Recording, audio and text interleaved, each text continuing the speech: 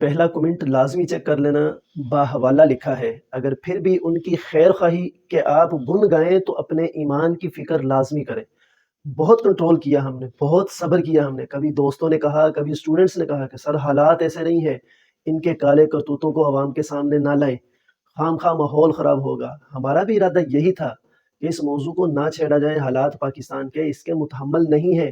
ہمارے قائدین بھی بامر مجبوری حالات کے پیش نظر ان کی تعزیت کرتے رہے، لیکن ان کو یہ عزت دینا، ان کے حق میں کچھ الفاظ بولنا میرے خیال میں سب ضائع اور لغو ہو گیا ہے۔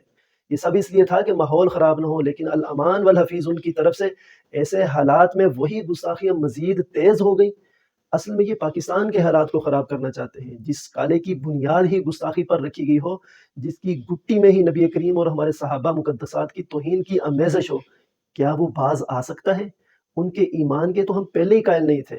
ہمیں تو ان کی نس نس کا پتہ ہے کہ وہ لوگ جو ہمارے نبی کے نہ بن سکے، وہ لوگ جو ہمارے صحابہ کے نہ بن سکے، بھلا وہ ہمارے اور پاکستان کے ہمدرد اور غمخوار کیسے ہو سکتے ہیں؟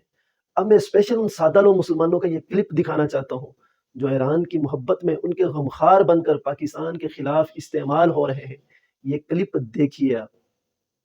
اور اس جنگ میں ہر چند رہبر و پیشوا شہید ہو گئے۔ جنگ احد میں پیشوا کی شہادت کی خبر فقط اڑی تھی اور لوگوں نے میدان چھوڑ دیا۔ یہاں تو رہبر کا جنازہ پڑا ہوا ہے اور امت میدان سے بھاگی نہیں ہے، میدان میں ڈٹی ہوئی ہے۔ جی جناب، میرے سادہ لو مسلمانوں، آپ تو بہت سادہ ہو، میں اس کی تشریح بھی کر دیتا ہوں کہ یہ کالے دل والا کیا بھونک رہا ہے۔ اور مزے کی بات، یہ بھیانک بہروپیہ وہ شخص ہے جس کو مسلمان معتدل سمجھتے تھے، لیکن میٹھی زبان کے پیچھے کتنا گندا زہر اگلتا ہے۔ یہ کہہ رہا ہے کہ غزوہ احد میں نبی کی شہادت کی خبر سن کر صحابہ بھاگے، اور اس کو کمپیئر کر رہا ہے اپنے مردار امام سے کہ ہمارا ناپاک امام سامنے مرا پڑا ہے، لیکن اس کے ماننے والے بڑے بہادر اور جرت مند ہیں کہ ڈٹ کے کھڑے ہیں۔ کہ نبی کریم صلی اللہ علیہ وسلم کی بھی گستاخی کی ہے اور صحابہ کی بھی گستاخی کی ہے۔ اب آپ لوگوں کو چاہیے کہ اس کو لگام دیں بجائے کہ ہمیں سمجھائیں۔